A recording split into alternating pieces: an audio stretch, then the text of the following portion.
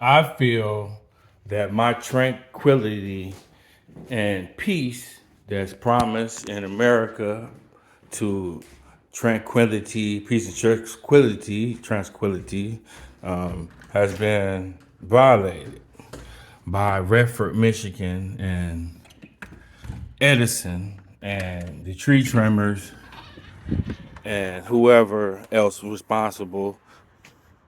And what I would like to talk about, you know, I don't feel comfortable no more staying out here in Redford, Michigan no more. And I believe that this discrimination that was provided, I don't feel comfortable with living out here no more. And, I didn't pay, we paid, me and my wife have paid for a certain lifestyle, and it's been basically disrupted and taken away, stolen from us, especially with the threats that the one of the officers said, city worker, government workers, whatever his title is, but I couldn't see his badge because I stayed away from him.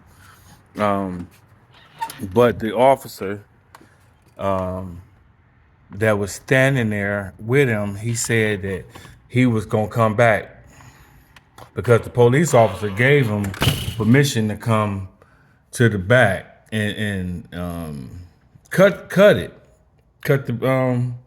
wires, which cut the tree branches, which I couldn't refuse. I couldn't tell the police officers, I'm gonna stand in your way. I told them, if you want to use your authority and badge and credentials to take entry into my property, officer, sir, then it's nothing that I can do as a citizen except use my legal rights to present this information inside of courts. And that's all I basically was telling them the whole time. I don't have to have no debates about this with any of you guys. I'm telling you where I stand. If you feel that your legal rights give you the authority and right to do so, then y'all do. Y'all have to do what's best. Now, by me being a law student, I'm gonna stand on my ground and represent my constitutional civil rights and constitutional rights. So, and with my knowledge of my property, I'm saying no because the lines are clearly not in the way.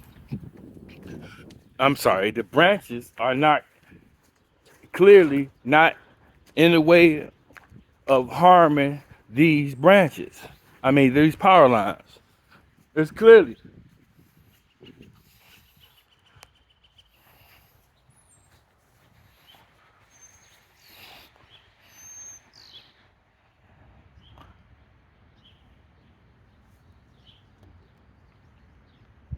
It's not going to cause any harm. Well, I can't say that because you never know which way the wind gonna blow and how hard the wind gonna blow. But that's a potential. That's why these crews are assembled. So just in case we have problems with power lines, this is why these companies get paid. So you can't sit there and try to, you know, blow smoke up my tailpipe by saying that the branches on my side of the block, on the side of this fence right here, can potentially cause harm in the future to these power lines. And so you're gonna cut down my walnut tree that produces fruit. And I can understand, but I can understand. I'm not ignorant to negotiation, but this is the thing.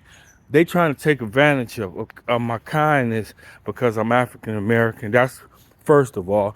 Second of all, they trying to take advantage of of being more dominant as a race by coming on my property and forcing they will basically put me at a disadvantage and make me look as if I have no control and no power in our society, which is a problem when we dealing in business because of the testosterone business aspects that we have to embrace in America. Because every society don't deal with this. You know, it's not necessarily to have a masculine presence over entity to solidify your power in business.